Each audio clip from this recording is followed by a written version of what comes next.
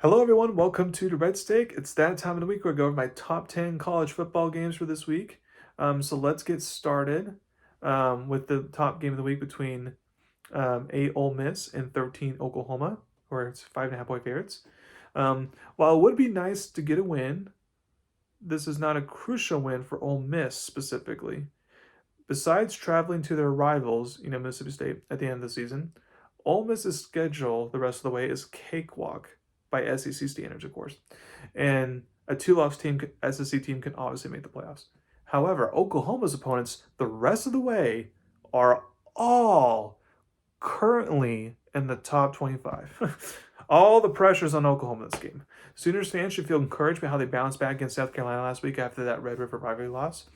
I think in this game it'll be hard for Ole Miss to score a lot of points since Oklahoma's a good defense.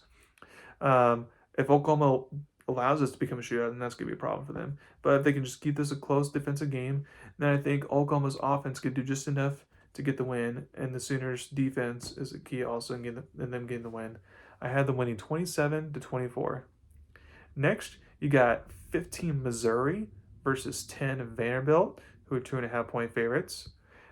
ESPN's College Game Day will be at Vanderbilt, so this is a great time if you're a Vandy fan. They'll need to make sure to not let this moment get to them and distract them. If Vanderbilt doesn't play clean football, then Missouri could easily take advantage of that. Based on both teams' schedules, the loser of this game will not make the SEC title game or playoffs for that matter. The interesting matchup in this game is Missouri's good rushing attack versus Vanderbilt's rushing defense, since both are good in their respective categories. Whoever wins that matchup wins this game. I think Vanderbilt at home has some more magic cooked up for their magical season they're on right now. So I have Vanderbilt finding a way to get the win here. I have them winning 27-24. Number three, you got 3 Texas A&M, who are 2.5 point favorites, versus 20 LSU. This has upset alert written all over it. LSU is coming, in angry and desperate, frankly, since one more loss for them and they're out of the playoff picture. So the defense has been good all season and can contain the Aggies offense, I feel like. So the question is, can LSU's offense, who's been anemic this year, do enough to get the win? I think they can, since Texas A&M's defense, when they're on the road specifically, has not played well this year. I think the Tigers squeak out a win to knock off the last undefeated team from the SEC. I have them winning 20-19. Number four, you got 11 BYU versus Iowa State, who are 2.5 point favorites. While the Cougars are certainly playing like the better team right now, this has upset alert once again written all over it. Here's the key thing when it comes to this matchup. Last year, after BYU beat its rival Utah, it came out flat and lost to a bad team at home, which kept it out of the playoffs last season.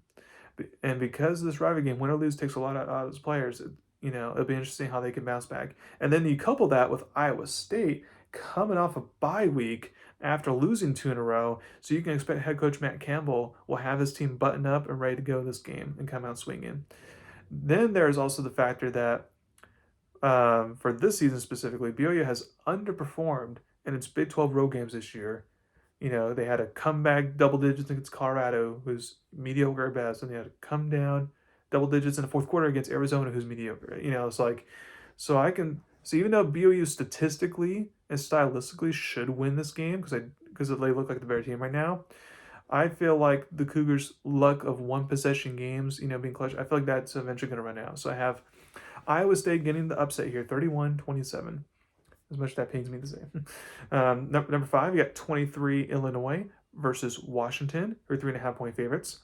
I think this will be a fun game. I would not be shocked if this becomes a high scoring game since both offenses can produce.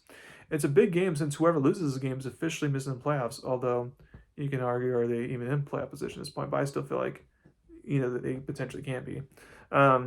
Since I had Washington making the playoffs, I'm not jumping off that bandwagon quite yet. So therefore, with this game being in Seattle, I have the Huskies find a way to win. I have them winning 34-31. Number six, we got Houston versus 24 Arizona State, who are 6.5 point favorites. Um, and Arizona State has life again after their upset against Texas Tech last week. Houston has looked good so far, and they're clearly improved, in year two. However, this game will have some hurdles, since star wide receiver Jordan Tyson will be out for Arizona State in this game. If this game were at Houston, I would be more, um, Oh no, sorry. This game would be if this game were not in Houston. Um, I would since this game's not sorry this since this game is not in Houston and it's in Arizona State.